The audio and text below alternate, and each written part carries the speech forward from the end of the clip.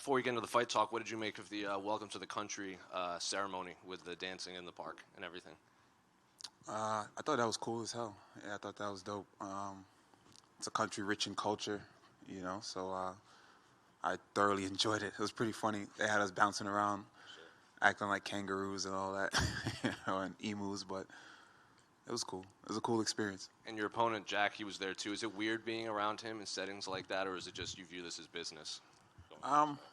Not necessarily. I've been here, done this so many different times. It's not necessarily. I just view it as business. I'm not really too worried about that. And there's obviously a lot of hype around Jack, especially in this part of the world. He's looked very, very good in his first few fights, but I think people might not realize how long you've been fighting in the UFC. Do you kind of feel like you're being overlooked in this fight, given how all the hype around Jack in his home country? Shiny new toy.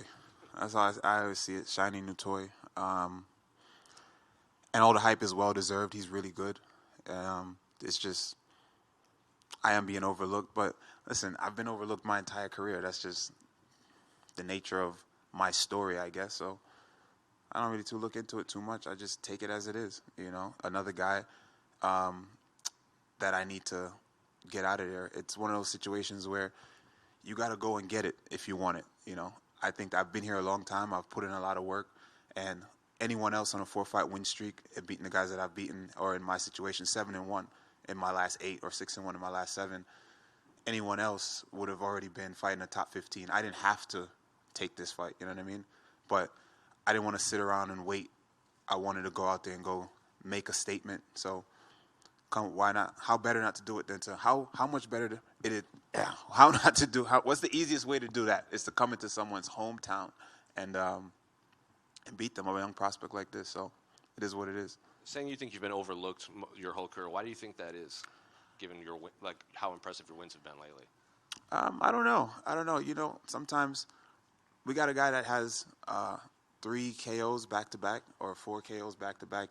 That's impressive. I guess you're only as good as your last one in this game. You know what I mean? And my last one, I didn't go out there and start somebody up. You know what I mean? So they just judge you off of that. But if you know what you're looking at, this is not an easy fight for anyone.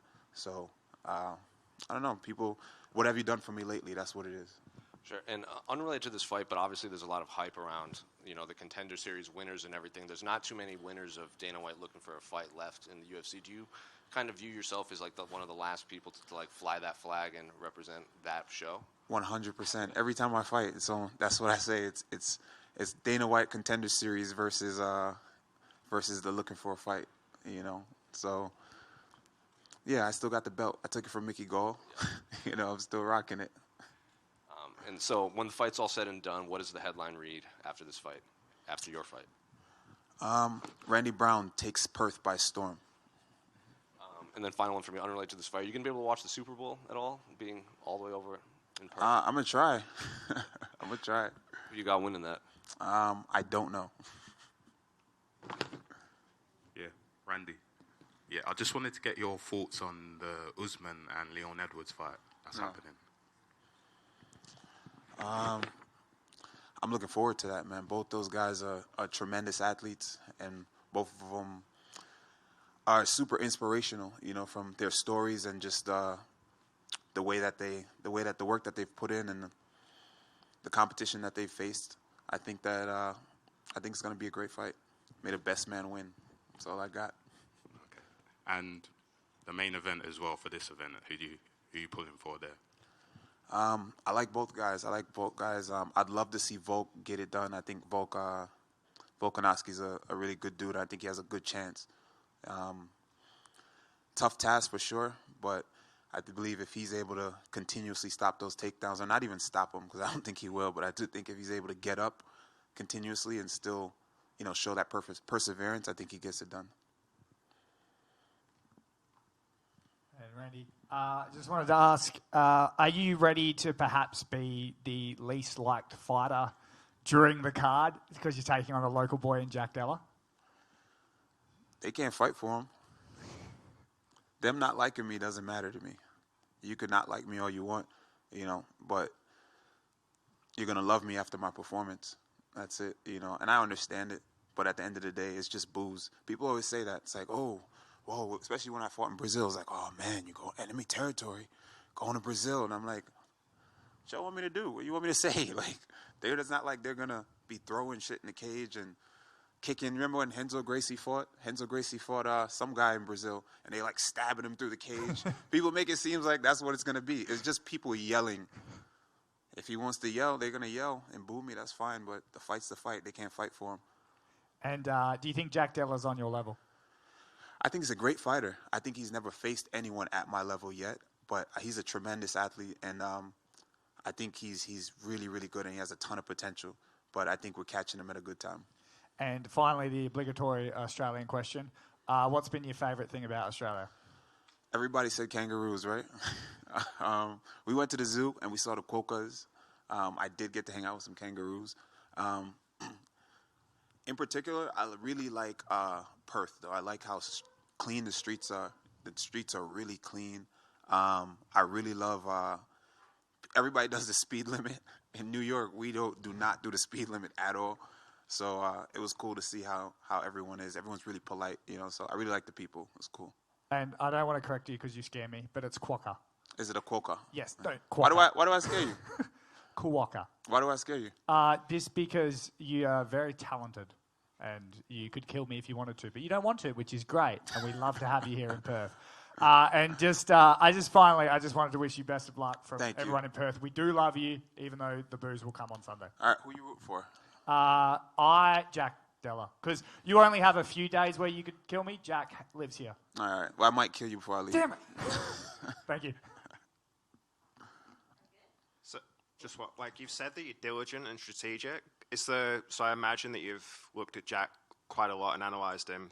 Where do you see the major weaknesses in his game?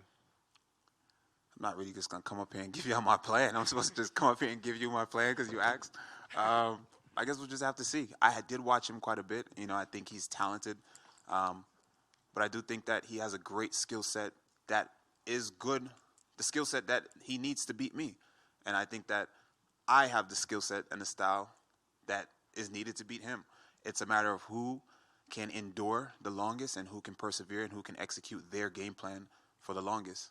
So it's going to be a battle of attrition and discipline. Over here, Andy. You talked about the booze not really affecting you because I can't fight for him in the cage. Mm-hmm. And on the flip side of that, when you're fighting at home, do the cheering and stuff affect you much as well, or do you kind of just block it all out when you're walking into that cage? It's on a person-to-person basis, I believe. I believe that some people use that energy to put a battery in their back. You know what I mean? It's also a lot of pressure. Some people use it. It affects people negatively because it's a lot of pressure. It's your friends, your families. You don't want to get hurt in front of, your parents, in front of, your teachers and people that's known you your whole life. So there's a lot of factors, but it just depends on who the person is. I'm pretty easygoing and I don't really have much of an ego. I'm just kind of So for me, I'm nonchalant. Nothing really bothers me too tough. So I'm chilling. And you haven't travelled much outside of the United States for your fights, and this is probably the furthest you've travelled. Does factoring in the time difference and climate difference come into your training camps and acclimatizing and stuff like that? Yeah, that was a major factor, but we took that into consideration early. So I made sure that I downloaded some apps, to kind of help me with did some research to help me with the jet lag. So I was doing something called light therapy, leading up to leaving. So the jet lag didn't bother me too much. And also, I was here since like the 31st or something like that. So I've been here for a little bit. So I'm adjusted pretty good. And last question, when you do travel, you've been doing a lot of touristy stuff, and I caught you shopping just after the media welcome as well at Culture Kings. Nice. My guy. Just going around and taking in the city that you're visiting, does that kind of just something you have to do to help you kind of relax and leading into fight week? It's not something that I have to do, but I think it's something that's cool and it should be done because personally, I don't want to make things bigger than what they really are. You know what I mean? It is a great moment. This is a huge moment, and it's beautiful. But I was taught by my coach and my sensei from a long time ago at a young age. It's just all of this is just glitz and glams. All of this is just it's great, and it's a part of what we need. All of this, right? But what it comes down to, it ultimately, only things that matters is the fight of me and this guy fighting. So for me, I want it to be as much as like I'm back home. So me and my friends, we're hanging out, you know, we at the house just kicking it, you know, and we're playing Among Us, you know what I mean, in different rooms, people yelling. So it's just, I want it to feel like I'm home. And then when it's time to go train or go fight, I go fight, you know. So, yeah, I'm walking around, I'm shopping. I'm not cooped up just thinking about the fight the whole time. I'm just chilling. So it's not that I have to do it, but I think it's just better to just hang out. Randy, going off that right here. You say you focus on the fight, but it's like a big opportunity, right? Like, especially tomorrow, you have the press conference, and you'll be out there with the 2 title fights. Like, do you think about maybe this is the first time certain fans will see me on this platform, and like I want to make a good account of myself or make an impression, or do you just go there and be yourself? You can't help but think about that, for sure. For sure you think about that. And someone like me, I think I'm a showman at heart. I want to go out there and put on great performances. You know, I want people to enjoy my fight, you know. But it's not at the forefront. It's not at the forefront. Ultimately, I need to get the dub to move forward and continue to change my life and my family's life.